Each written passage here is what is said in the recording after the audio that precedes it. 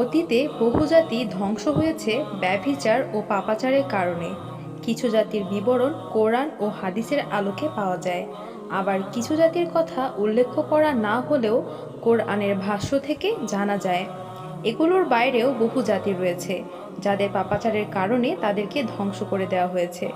আল্লাহ ইরশাদ করেছেন, আমি ধ্বংস করেছি কত জনপদ যার অধিবাসীরা ছিল জালিম ও অত্যাচারী, এবং তাদের পরে সৃষ্টি করেছি অন্য জাতি। সূরা আম্বিয়া আয়াত নম্বর 11। আপনাদের সবাইকে স্বাগত জানিয়ে শুরু করছি আমাদের আজকের এপিসোডটি। আমাদের আজকের এপিসোডটি হতে চলেছে পাপের নগরী নামে পরিচিত পম্পেই নগরী নিয়ে। আসসালামু আলাইকুম। সেই সব অনুল্লেখিত জাতি ও জনপদের একটি হচ্ছে ইতালির পম্পেই নগরী। পৃথিবীর প্রাচীনতম অভিজাত জনপদগুলোর একটি ছিল পম্পেই নগরী। দক্ষিণ ইটালির প্রাচীন অস্কান ভাষায় পম্পেই শব্দের অর্থ ৫। সেখান থেকেই পম্পেই শব্দের উৎপত্তি। মনে করা হয় ৫টি গ্রামের সমাহার থেকেই এই নামটি এসেছে। আবার অনেকের মত প্রাচীন রোমান পম্পেইয়া পরিবার এখানে প্রথম বসতি স্থাপন করেছিল, তা থেকেই পম্পেই শব্দের উৎপত্তি। সে সময় প্রাকৃতিক সম্পদ ও সৌন্দর্যের এক অপরূপ লীলাভূমি ছিল নগরটি। এটি ছিল ২০০০ বছরের পুরনো একটি অভিজাত শহর। ইতালির তৎকালীন রাজা ওস্কান খ্রিস্টপূর্ব ৬ থেকে ৭ শতাব্দীর দিকে এই শহরের গোড়াপত্তন করেন, আর সেখানে গড়ে ওঠে রোমান সাম্রাজ্যের অন্যতম শিল্প বন্দর। তখন থেকে রোমানরা সেখানে বসবাস শুরু করে। ক্রমান্বয়ে সেটি হয়ে ওঠে সমকালীন বিশ্বের অন্যতম বিত্তবিভব ও অভিজাত নগরী। ভূমধ্য সম্প্রদায়ের উপত্যকায় ভিসুভিয়াস পাহাড়ের পাদদেশে নেপলস শহরের পাশেই গড়ে উঠেছিল শহরটি। কারণ প্রাকৃতিক সৌন্দর্যের বিপুল সমাহার কাজে লাগিয়ে রোমানরা এটিকে অপরূপ সজ্জায় সজ্জিত করেছিল। গড়ে উঠেছিল নানা ধরনের বিনোদন কেন্দ্র, যার টানে সমগ্র পৃথিবীর ভ্রমণ পিপাসু অভিজাত সমাজ ভিড় করতে থাকলো সেখানে। সহায় সম্পদ আর বিত্তবিভবের অভাব ছিল না পম্পেইবাসীর, কিন্তু এত সব নিয়ামতের মধ্যে ডুবে থেকেও পম্পেইবাসী ভুলে গেল মহান স্রষ্টাকে।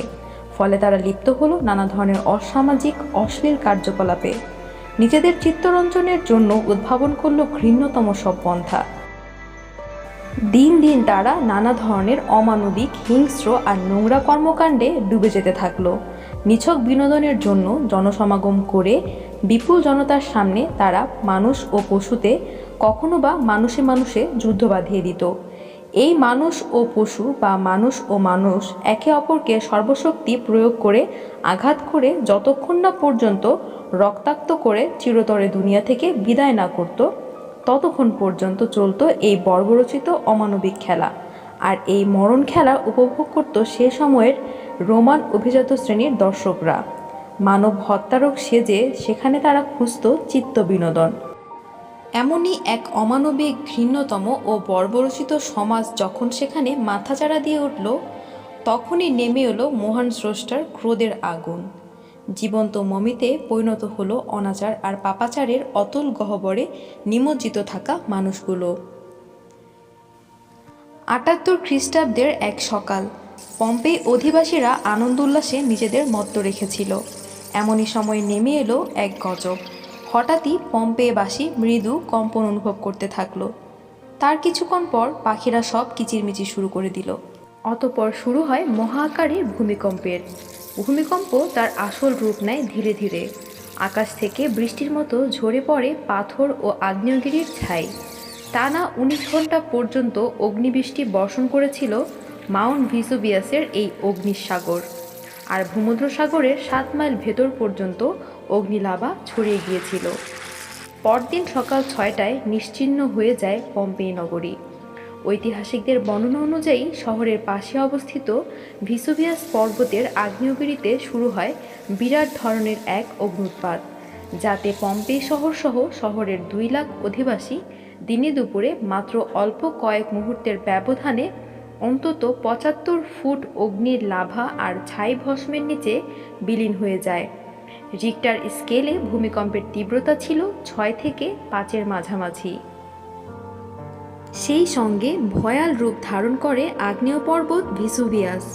13 থেকে 20 ফিট অবধি ভলক্যানিক অ্যাশ এবং পিউমিস স্টোনের প্রলেপে ঢাকা পড়ে যায় প্রায় 20,000 মানুষের ঠিকানা। 160 থেকে 170 হেক্টরের ভূখণ্ডের পম্পেই নগরী ততক্ষণে জীবন্ত কবর নগরীতে পরিণত হয়েছে। শহরের সব মানুষ, প্রাণী ও উদ্ভিদ সম্ভারে রচিত হয় জীবন্ত কবর। বিজ্ঞানীরা বলেছেন, তখন যে অগ্নিলাভার তীব্রতা ছিল তা যে কোনো পারমাণবিক বোমার চেয়ে অধিক গুণ শক্তিশালী ছিল। উপর দিক থেকে অত্যন্ত 9 মিটার পর্যন্ত অগ্নিস্ফুলিঙ্গ ধাবিত হয়েছিল। এরপর থেকে অষ্টাদশ শতাব্দী পর্যন্ত শত শত বছর ধরে আধুনিক মানব সভ্যতার অগোচরে থেকে যায় শহরটি।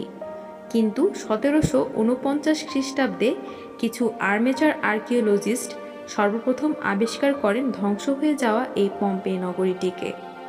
শুরু হয় রাষ্ট্রীয়ভাবে ধ্বংসলীলা থেকে মমি হয়ে থাকা মৃতদেহ আর অভাবনীয় সব স্থাপনা উদ্ধারের মহাযজ্ঞ। আর ধীরে ধীরে সেখান থেকে বাড়তে থাকে উৎসাহী জনতার আনাগোনা। কালের বিবর্তনে কয়েক হাজার বছরের পুরনো সেই পর্যটন কেন্দ্র আবারও পরিণত হয়েছে পর্যটন কেন্দ্রে। কিন্তু পার্থক্য একটি, আগে ছিল চির সৌন্দর্যের অধিকারী পম্পেই নগরী, এখন যা পরিণত হয়েছে এক মৃত্যুকূপে। বর্তমানে ইতালি সরকার বাণিজ্যিক উদ্দেশ্যে এই নগরীটিকে ঐতিহাসিক জাদুঘরের রূপ দিচ্ছে। জাতিসংঘের তথ্য অনুযায়ী এখানে বছরে প্রায় 25 মিলিয়ন পর্যটক ভ্রমণ করে। অভিশপ্ত এই পম্পেই নগরী থেকে মহান আল্লাহ আমাদের সবাইকে শিক্ষা গ্রহণের তৌফিক দান করুন, আমিন। আপনি যদি হয়ে থাকেন রহস্যজনক ব্যাপারগুলোতে ইন্টারেস্টেড, তাহলে ঘুরে আসতে পারেন আমাদের চ্যানেলটি।